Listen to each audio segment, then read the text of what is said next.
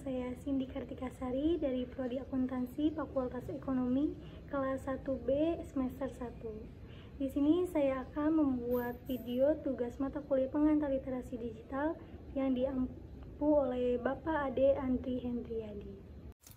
Materi pertama, saya akan menjelaskan tentang sistem basis data. Nah, apa sih sistem basis data itu? Sistem basis data adalah kumpulan data yang terorganisir dan dirancang untuk menyimpan, mengelola, dan mengambil informasi dengan efisien. Ini melibatkan struktur data, teknik pengelolaan, dan aturan integritas untuk memastikan keandalan data. Berikut adalah beberapa komponen penting dari sistem basis data. Yang pertama ada data. Data disimpan secara integritas dan dapat dipakai secara bersama. Integritas itu menghubungkan data dari berbagai macam file, dari berbagai macam aplikasi. Sementara shared memungkinkan pengguna dari berbagai aplikasi mengakses data bersama. Yang kedua ada hardware.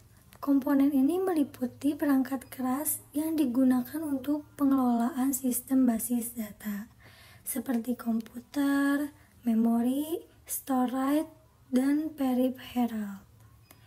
Yang ketiga ada sistem operasi. Program ini menjalankan sistem komputer dan mengendalikan resource komputer. Yang keempat ada perangkat lunak. Perangkat lunak yang digunakan untuk mengelola sistem basis data seperti manajemen basis data, analitik data, dan sistem basis data grafik. Sistem basis data memiliki beberapa tujuan seperti kemudahan dan kecepatan dalam pengambilan data, efisiensi ruang penyimpanan,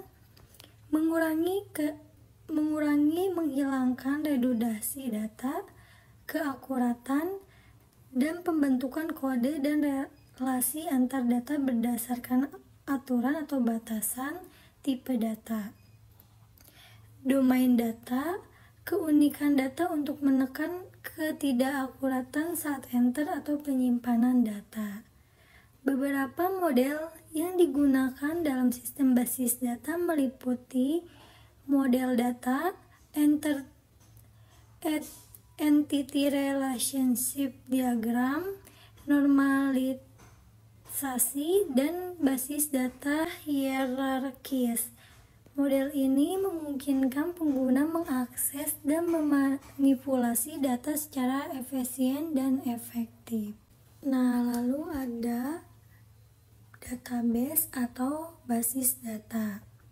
Basis data adalah kumpulan data yang terstruktur dan terorganisir dengan cara tertentu agar mudah diakses, dikelola, dan diperbarui. Basis data umumnya menggunakan sistem manajemen basis data atau DBMS untuk mengelola interaksi dengan data, termasuk operasi seperti penambahan, penghapusan, dan pengambilan data. Basis data dapat dikelola sedemikian rupa berdasarkan ketentuan tertentu yang saling berhubungan secara memudahkan setiap orang mencari, menyimpan, dan menghapus informasi. Database juga dapat digunakan sebagai penyimpanan data dari aplikasi atau situs web, menjaga kualitas data yang diakses agar sesuai yang diinput, membuat aplikasi berjalan lancar karena datanya masuk, dan memudahkan pencarian data lebih cepat. Ada beberapa jenis data yang populer, yaitu basis data terpusat. Basis data yang dioperasikan di suatu tempat atau lokasi yang disebut pusat, seperti perusahaan besar dan instansi pendidikan. Lalu ada database. Database ini digunakan untuk mengumpulkan dan mengelola data yang besar seperti data transaksi, inventaris, dan lainnya. Yang ketiga ada database relasional. Database relasional menggunakan model basis data yang memiliki hubungan antar tabel dan entitas seperti MySQL dan Oracle Database. Lalu yang keempat ada database NoSQL. Database NoSQL adalah database yang menggunakan format data yang berbeda dari data relasional seperti Apache Cassandra. Yang kelima ada database terdistribusi. Database terdistribusi adalah database yang memiliki data yang terdistribusi di berbagai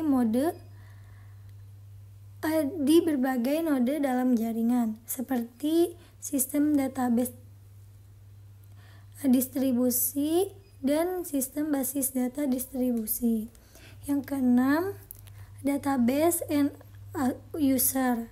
Database ini adalah database yang dirancang untuk diakses langsung oleh pengguna akhir, seperti database SQLite dan JSON. Setiap jenis database memiliki keunggulan dan ciri khasnya sendiri, dan pilihan jenis database tersebut harus sesuai dengan kebutuhan bisnis atau aplikasi yang dihadapi. Lanjut, ada three-tier arsitektur. Three-tier arsitektur juga dikenal sebagai arsitektur multitingkat. Adalah pola arsitektur yang biasa digunakan dalam pengembangan perangkat lunak dan aplikasi web. Ini terdiri dari 3 lapisan atau tingkatan utama, masing-masing melayani fungsinya tertentu. Yang pertama ada client tier. Ini adalah lapisan teratas yang berinteraksi langsung dengan pengguna. Ini menangani input penggunaan dan presentasi informasi.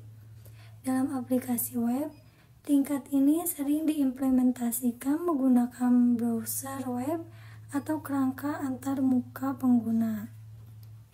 Yang kedua ada application tier. Adalah lapisan tengah berisi logika aplikasi yang bertanggung jawab untuk memproses permintaan pengguna, mengelola logika bisnis aplikasi, dan berinteraksi dengan database. Ini bertindak sebagaimana perantara antar tingkat presentasi dan tingkat data. Yang terakhir ada data tier atau database. Adalah lapisan bawah menyimpan dan mengelola data. Ini mencangkup database atau sistem penyimpanan lain tempat informasi disimpan dan diambil. Tingkat data bertanggung jawab untuk mengelola integritas, keamanan, dan pengambilan data. Arsitektur 3 tingkatan memberikan beberapa keuntungan, termasuk modularisasi aplikasi yang meningkatkan kemudahan pemeliharaan dan skalabilitas. Hal ini juga memungkinkan pemisahan masalah yang lebih baik sehingga lebih mudah untuk memperbarui atau memodifikasi komponen tertentu tanpa mempengaruhi keseluruhan sistem. Pola arsitektur ini biasa digunakan dalam pengembangan aplikasi web dan sistem perusahaan. Lalu ada software database. Software database adalah program komputer yang dirancang untuk menyimpan, mengelola, dan mengambil data secara efisien. Database digunakan secara luas dalam pengembangan perangkat lunak untuk mendukung penyimpanan dan manipulasi data. Beberapa perangkat lunak database populer yang disebutkan dalam hasil pencarian antara lain MySQL, Microsoft SQL Server, Oracle, PostgreSQL, SQLite, dan Microsoft Access. Ini semua adalah sistem manajemen basis data relasional atau RDBMS yang banyak digunakan untuk menyimpan dan mengelola data. Yang pertama MySQL. RDBMS sumber terbuka yang terkenal dengan kecepatan dan keandalannya. Yang kedua ada Microsoft SQL Server. RDBMS tangguh yang dikembangkan oleh Microsoft, cocok untuk aplikasi tingkat perusahaan. Yang ketiga, Oracle RDBMS dengan skabilitas tinggi yang biasa digunakan di perusahaan besar. Yang keempat, PostgreSQL, sistem database relasional objek sumber terbuka yang dikenal dengan fitur-fitur canggihnya. Yang kelima, SQLite, mesin database SQL transaksional yang mandiri, tanpa server, tanpa konfigurasi. Yang terakhir ada Microsoft Access, sistem manajemen basis data relasional dari Microsoft, cocok untuk proyek kecil hingga menengah. Perangkat lunak basis data ini bervariasi dalam hal fitur, skabilitas, dan kesesuaian untuk berbagai jenis aplikasi. Pilihan perangkat lunak database tergantung pada kebutuhan spesifik proyek, seperti skala aplikasi, kebutuhan skabilitas, dan anggaran yang tersedia. Lanjut, ada BDMS atau Database Management System. Adalah perangkat lunak yang menyediakan antarmuka untuk mengelola basis data. BDMS memungkinkan pengguna untuk membuat, mengakses, mengelola, dan memelihara database dengan efisien. Ini menyediakan metode untuk mendefinisikan struktur data, menjalankan query, dan menjaga integritas data. Fitur utama DBMS yang pertama itu ada pemodelan data. DBMS menyediakan alat untuk membuat dan memodifikasi model data yang menentukan struktur dan hubungan data dalam database. Yang kedua, ada penyimpanan dan pengambilan data. DBMS bertanggung jawab untuk menyimpan dan mengambil data dari database dan dapat menyediakan berbagai mode untuk mencari dan menayangkan data. Yang ketiga ada kontrol konkuensi. DBMS menyediakan mekanisme untuk mengontrol akses kebersamaan ke database untuk memastikan bahwa banyak pengguna dapat mengakses data tanpa konflik satu sama lain. Yang keempat, integritas dan keamanan data. DBMS menyediakan alat untuk menerapkan batasan integritas dan keamanan data, memastikan bahwa data tetap konsisten dan aman. Yang kelima, pencadangan dan pemulihan. DBMS menawarkan mekanisme untuk membuat cadangan dan memulihkan data jika terjadi kegagalan sistem. Yang terakhir, berbagi data. DBMS memungkinkan banyak pengguna untuk mengakses dan berbagi data yang sama yang dapat berguna dalam lingkungan kerja kolaboratif. Ada berbagai jenis perangkat lunak DBMS seperti relasional, terdistribusi, hierarki, berorientasi objek, dan jaringan. Beberapa DBMS komersial yang populer termasuk MySQL dan Oracle.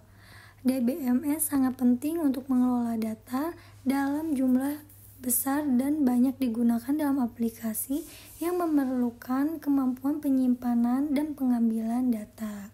Lanjut, ada DBMS Language atau Database Management System Language. Merujuk pada bahasa atau antarmuka yang digunakan untuk berinteraksi dengan Database Management System DBMS. Ada beberapa jenis bahasa yang terkait dengan DBMS. Yang pertama, ada Data Definition Language atau DDL, digunakan untuk mendefinisikan struktur dan skema database, seperti membuat tabel, mengubah struktur tabel atau menghapus tabel. Yang kedua ada Data Manipulation Language atau DML, digunakan untuk memanipulasi data dalam basis data seperti menyisipkan, insert, memperbarui, update, atau menghapus, delete data. Yang ketiga ada Data Control Language atau DCL, bertanggung jawab untuk mengontrol akses dan izin pengguna terhadap data dalam basis data. Yang terakhir ada Transaction Control Language atau TCL. TCL digunakan untuk mengelola transaksi dalam database. Itu mengeksekusi perubahan yang dibuat oleh pernyataan DML dan mencangkup perintah seperti commit dan rollback. Contoh DMS language termasuk SQL untuk banyak sistem basis data relasional, tetapi setiap DBMS dapat memiliki bahasa sendiri dengan beberapa perbedaan. Lalu ada Data Definition Language atau DDL, adalah bagian dari DBMS language yang digunakan untuk mendefinisikan dan mengelola struktur dan skema database. DDL menyediakan perintah-perintah untuk membuat, mengubah, dan menghapus struktur objek database seperti tabel, indeks, dan tampilan. Berikut adalah beberapa perintah DDL umum. Yang pertama ada secret, digunakan untuk membuat objek baru seperti tabel, indeks, atau tampilan. Yang kedua ada alter, mengubah struktur objek yang sudah ada seperti menambahkan kolom atau mengubah tipe data kolom. Yang ketiga ada drop, menghapus objek dari database seperti tabel atau indeks. Yang keempat ada truncate, menghapus semua data dari tabel tetapi mempertahankan struktur tabel. Yang kelima ada comment, menambahkan komentar atau deskripsi pada objek database. Dan yang terakhir ada rename, mengganti nama objek dalam database. Perintah-perintah ini memberikan kontrol kepada administrator basis data atau pengembangan untuk mendefinisikan dan mengelola struktur database sesuai kebutuhan aplikasi. Dan ada Data Manipulation Language atau DML, adalah bagian dari DMS language yang digunakan untuk memanipulasi atau mengelola data dalam basis data. DML mencangkup perintah-perintah untuk menyisipkan, insert, memperbarui, update, dan menghapus, delete data. DML memungkinkan pengguna untuk mengakses, memodifikasi, dan mengelola informasi yang disimpan dalam basis data. Contoh perintah DML yaitu yang pertama ada insert, digunakan untuk menambahkan data baru ke dalam tabel. Yang kedua ada update, mengubah data yang sudah ada dalam tabel. Yang ketiga ada delete, menghapus data dari tabel. Yang terakhir ada select, meskipun select lebih sering dikaitkan dengan DQL, data query language, itu juga memiliki elemen DML karena dapat digunakan untuk memilih dan mengambil data dari tabel. Perintah-perintah DML ini memberikan cara untuk mengubah isi dan status data dalam basis data sesuai dengan kebutuhan aplikasi. Lanjut ke materi kedua yaitu sistem informasi. Nah, sistem informasi adalah rangkaian elemen-elemen yang saling terkait dan bekerja sama untuk mengumpulkan, menyimpan, mengolah, mengelola, dan menyebarkan informasi dalam suatu organisasi. Ini mencangkup perangkat keras, perangkat lunak, prosedur, orang, dan data. Adapun fungsi utama dari sistem informasi bagi akuntansi adalah mengumpulkan dan menyimpan data tentang penjualan dan pembelian melalui piutang, hutang, tagihan akuntansi, dan lainnya, serta menghasilkan laporan keuangan yang penting bagi manajemen dalam menganalisis kesehatan keuangan organisasi. Tujuannya adalah menyediakan dukungan informasi yang efektif dan efisien untuk pengambilan keputusan dan operasi suatu entitas. Dengan menggunakan sistem informasi akuntansi, seorang akuntan dapat meningkatkan produktivitas, akurasi, dan kontribusi terhadap kesuksesan keuangan perusahaan. Lanjut, ada Digital World. Digital World merujuk pada transformasi dan interaksi luas antara teknologi digital, informasi, dan manusia di era modern. Ini melibatkan pemanfaatan teknologi digital untuk mengelola, berkomunikasi, dan mengakses informasi dengan cara yang tidak mungkin atau sulit dilakukan sebelumnya. Beberapa aspek utama dari dunia digital, termasuk yang pertama ada teknologi digital. Penggunaan teknologi seperti komputer, internet, perangkat mobile, dan perangkat lunak untuk memproses, menyimpan, dan berbagi informasi. Yang kedua ada internet. Sebagai tulang punggung dunia digital, internet memungkinkan akses cepat ke informasi, komunikasi global, dan kolaborasi online. Yang ketiga ada media sosial.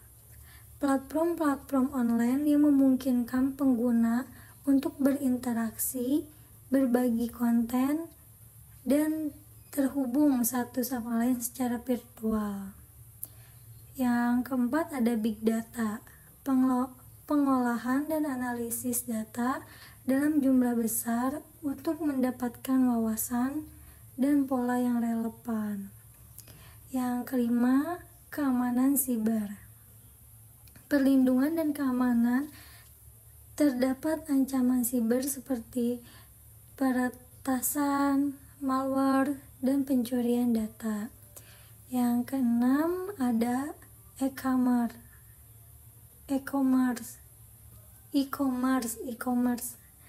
Perdagangan elektronik di mana pembeli dan penjual dilakukan secara online melalui platform perdagangan elektronik.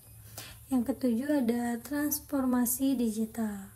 Proses di mana organisasi dan masyarakat beradaptasi dengan perubahan teknologi digital untuk meningkatkan efisiensi dan inovasi. Dan yang terakhir yaitu ada kerja jarak jauh. Munculnya model kerja di mana pekerja dapat bekerja dari lokasi yang berbeda menggunakan teknologi komunikasi digital.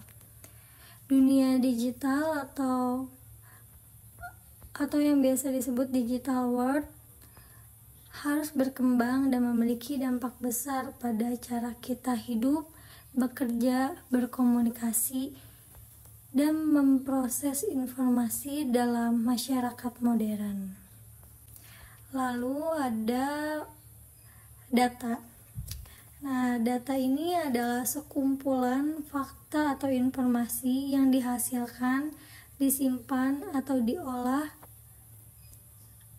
Data dapat berupa angka, teks, gambar, suara, atau bentuk lainnya yang dapat direpresentasikan dan diinterpretasikan oleh manusia atau oleh mesin. Data menjadi sangat berharga ketika diorganisir, dianalisis, dan diinterpretasikan untuk mendapatkan pemahaman atau informasi yang lebih besar.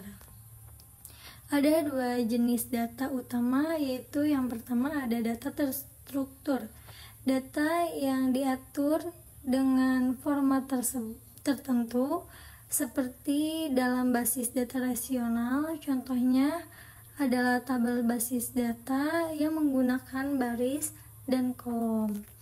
Yang kedua yaitu ada data tidak terstruktur, data yang tidak memiliki format atau struktur tertentu. Contohnya adalah teks bebas, gambar, atau file audio.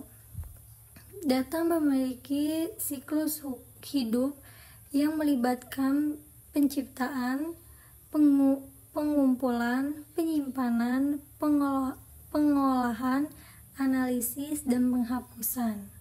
Dengan berkembangnya teknologi, pengelolaan data menjadi semakin penting dan praktik-praktik seperti analisis big data dan kecerdasan buatan membantu menggali wawasan yang lebih dalam dari data yang ada.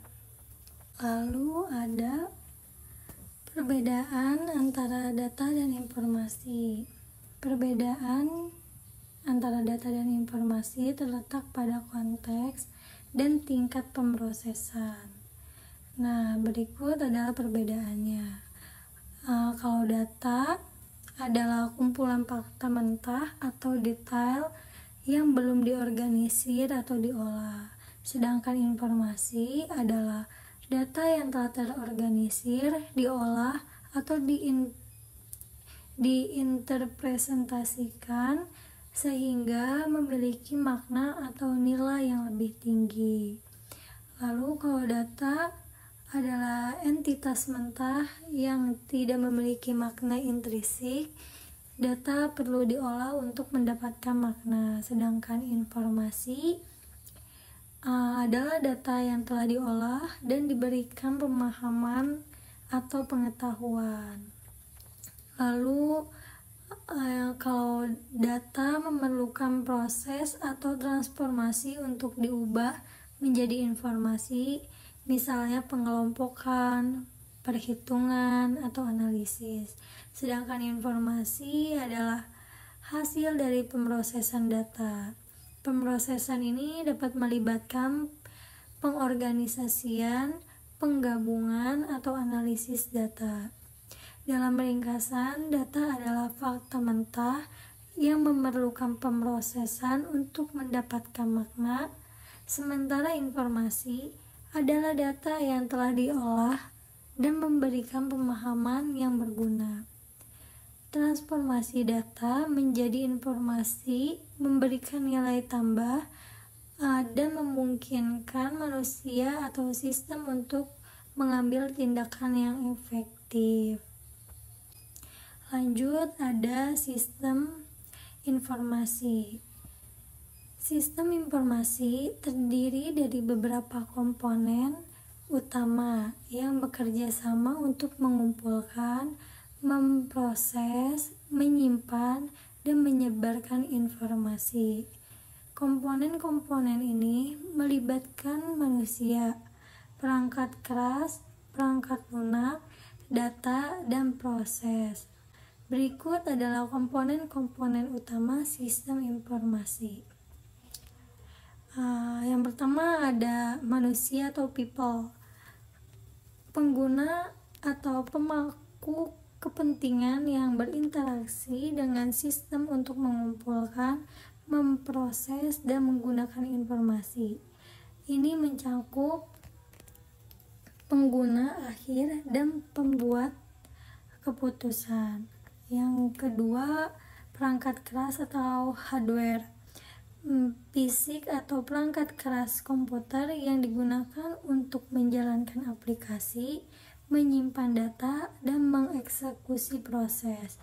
Contohnya termasuk komputer server, jaringan, dan perangkat penyimpanan. Yang ketiga ada perangkat lunak atau software. Program komputer yang menyediakan fungsionalitas untuk pengelolaan data, eksekusi proses, dan pengelolaan sistem secara umum. Ini termasuk sistem operasi, basis data, aplikasi bisnis, dan perangkat lunak lainnya. Lalu yang keempat ada data. Fakta atau informasi yang dihasilkan, disimpan, atau diolah oleh sistem. Data bisa terstruktur dalam bentuk tabel atau database, atau tidak terstruktur dalam bentuk teks, gambar, atau audio. Yang kelima ada proses. Langkah-langkah atau tugas yang dilakukan oleh sistem untuk mengubah input menjadi output. Ini mencakup operasi seperti input data, pemrosesan, dan output informasi. Yang keenam ada jaringan network, koneksi dan komunikasi antar perangkat keras dan perangkat lunak dalam sistem. Jaringan memungkinkan transfer data dan komunikasi antar berbagai komponen sistem. Yang ketujuh, kebijakan dan proses. Pedoman aturan atau prosedur yang mengatur penggunaan sistem.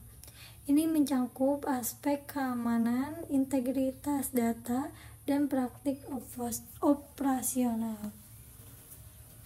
Semua komponen ini bekerja sama untuk menciptakan dan menjaga sistem yang mendukung pengelolaan informasi dalam organisasi atau bisnis. Interaksi yang efektif antara komponen-komponen ini diperlukan agar sistem informasi dapat berfungsi sesuai dengan tujuan dan kebutuhan organisasi. Lanjut, ada beberapa jenis sistem informasi yang dirancang untuk mendukung kebutuhan dan tujuan tertentu dalam sebuah organisasi. Beberapa jenis umum sistem informasi yaitu meliputi: pertama, sistem informasi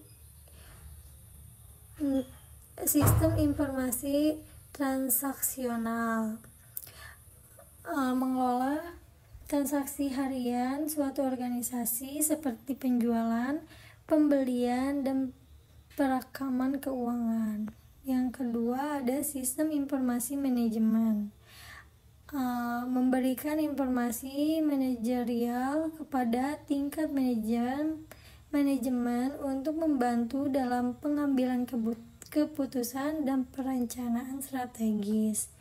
Yang ketiga ada sistem pendukung keputusan, dirancang untuk membantu pengambilan keputusan dengan menyediakan informasi dan alat analisis.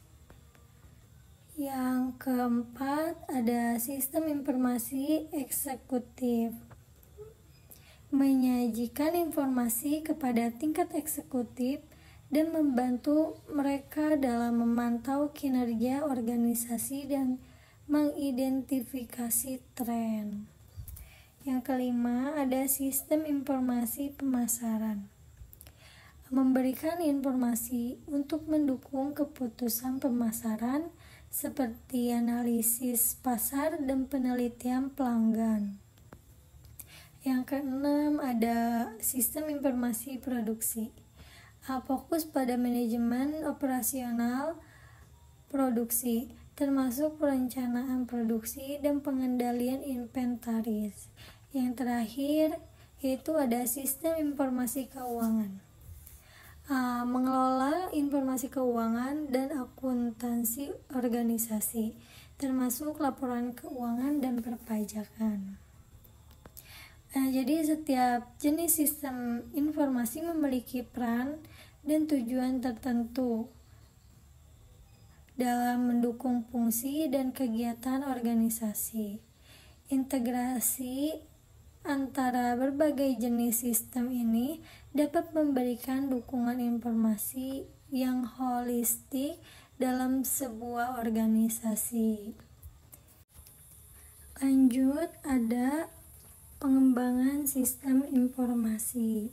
Pengembangan sistem informasi itu adalah proses merancang, membuat, mengimplementasikan, dan memelihara sistem yang membantu organisasi dalam mengelola data dan informasi.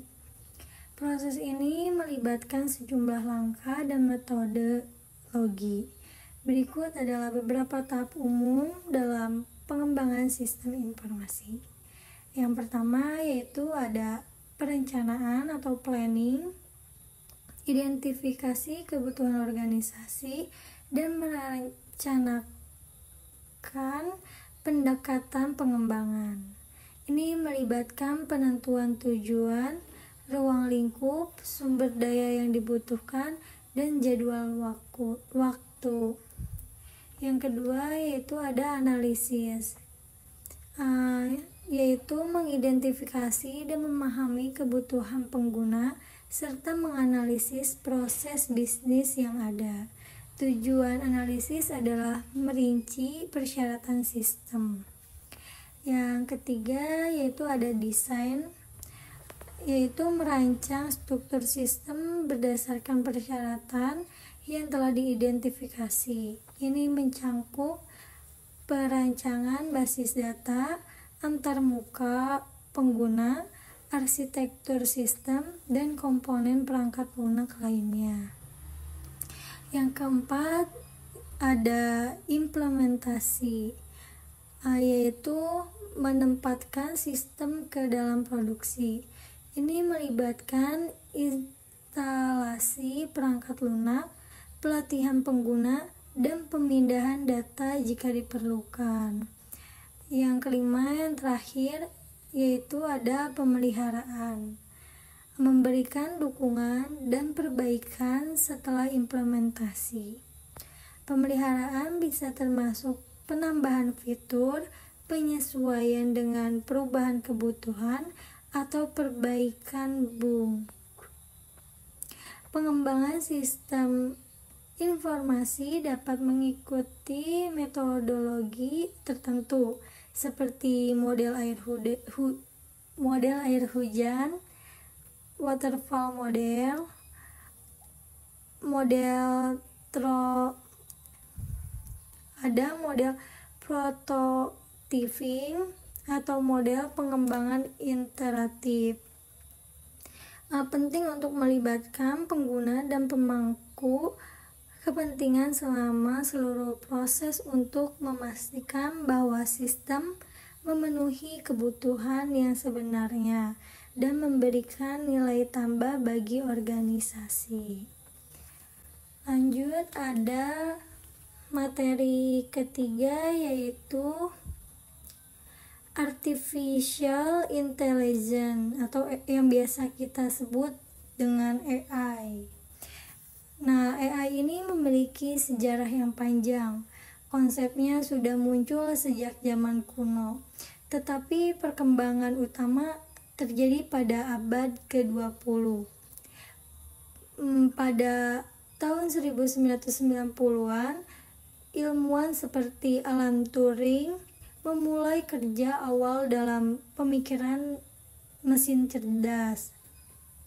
Pada tahun 1956, konferensi Dartmouth menjadi awal resmi bidang kecerdasan buatan.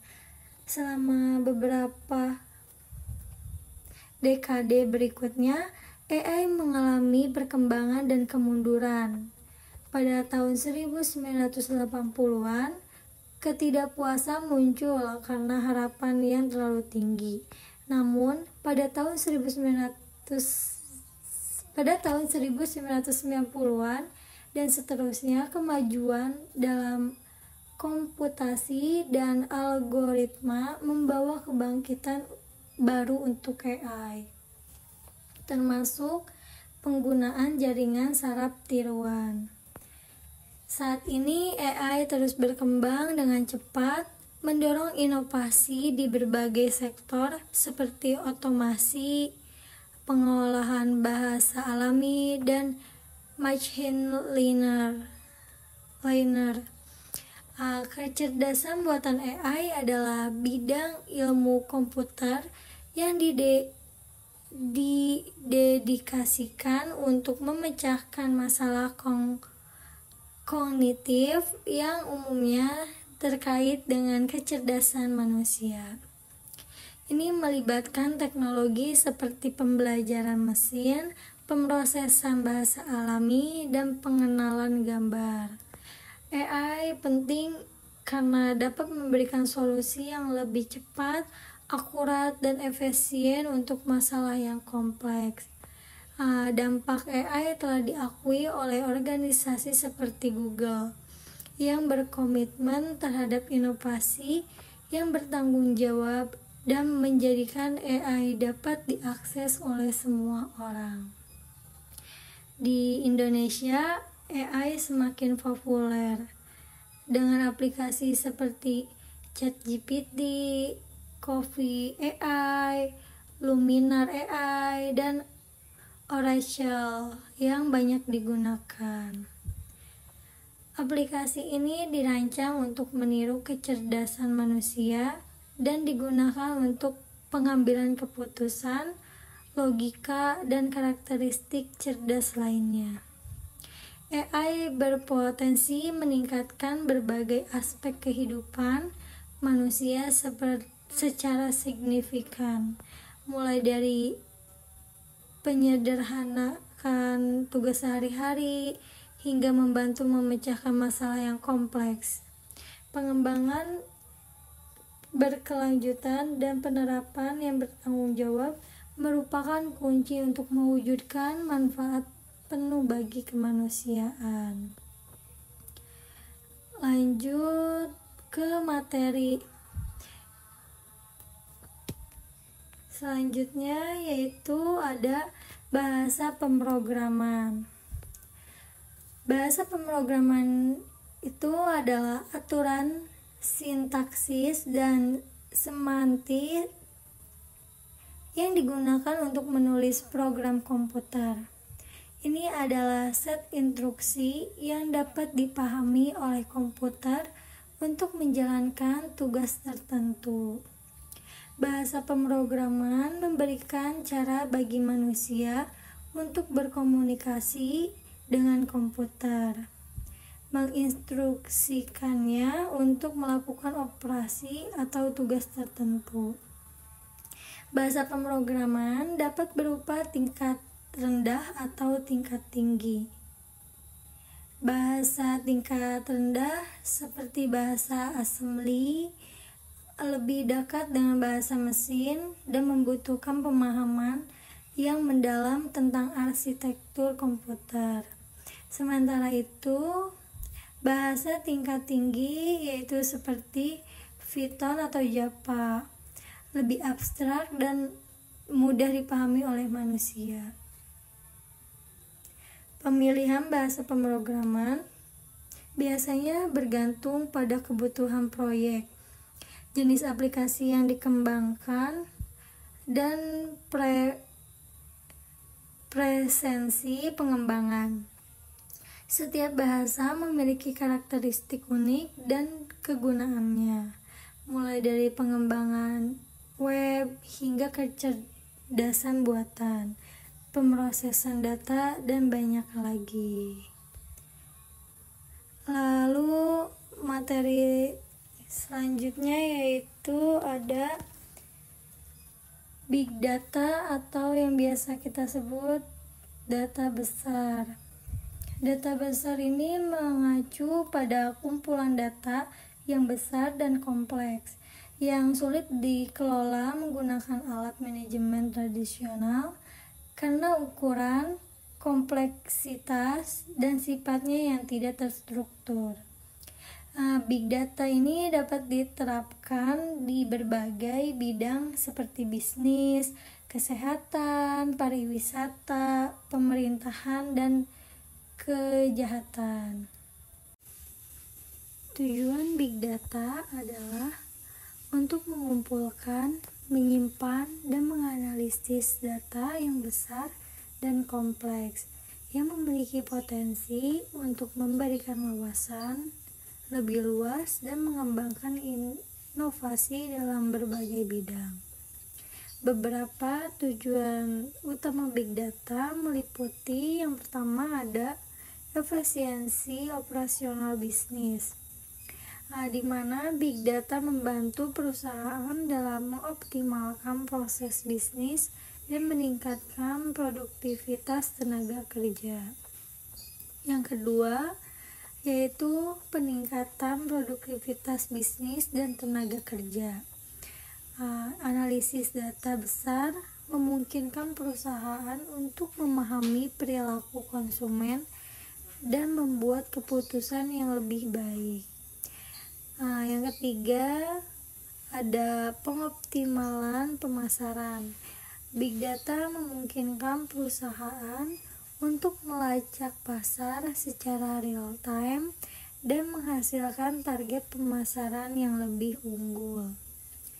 Yang keempat ada manajemen resiko, di mana perusahaan dapat menggunakan big data untuk mengidentifikasi lokasi pengeboran potensial dan pengelolaan resiko. Yang kelima ada pengembangan inovasi. Analisis data besar membantu perusahaan dalam pengembangan produk baru dan memiliki kebutuhan pasar.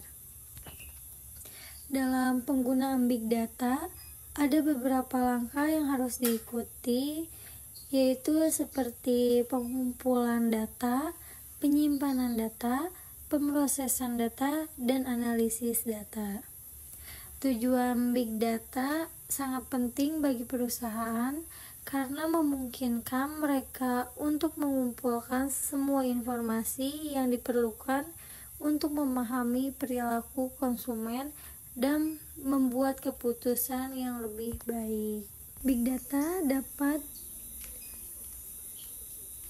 diklarifikasikan menjadi 3 jenis, yaitu yang pertama ada data terstruktur, yang kedua data semi terstruktur, dan yang terakhir yaitu ada data tidak terstruktur.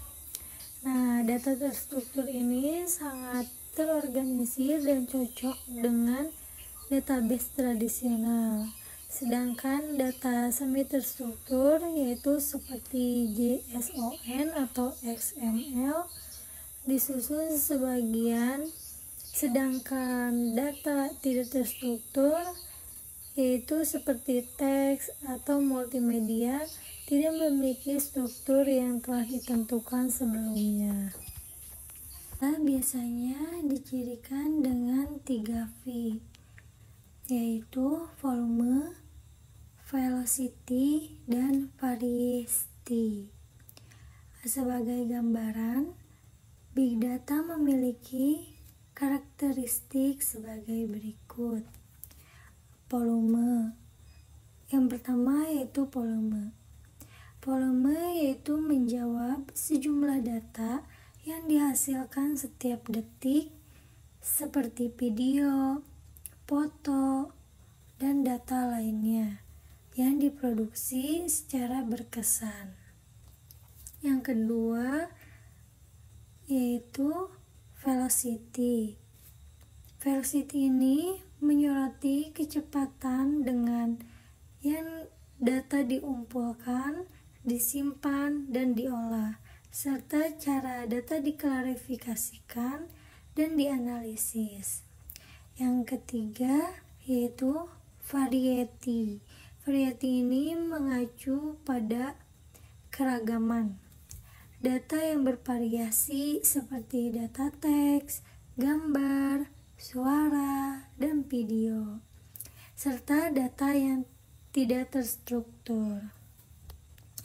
Nah, dalam era revolusi industri pada 4.0 ini, pertumbuhan eksponensial dalam penyimpanan data telah menyebabkan peningkatan kebutuhan dan kemampuan dalam mengelola big data.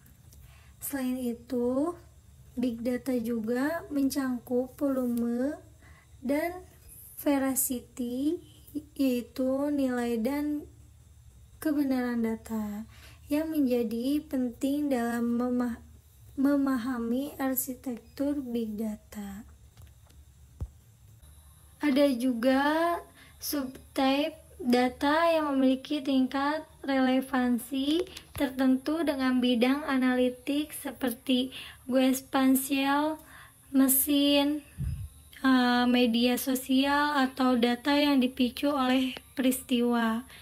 Big data sangat penting bagi perusahaan modern karena kemampuannya menghemat biaya, menghasilkan wawasan, dan meningkatkan bisnis.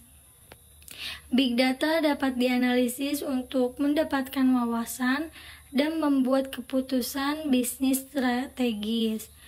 Untuk menangani big data, bisnis perlu mengembangkan strategi big data, mengidentifikasi sumber big data, mengakses, mengelola, dan menyimpan data, menganalisis data, dan mengambil keputusan berdasarkan data. Big data dapat mengurangi biaya dan waktu, dan juga dapat digunakan untuk pengembangan produk baru. Beberapa contoh big data antara lain yaitu seperti data media sosial, data sensor, dan data transaksi.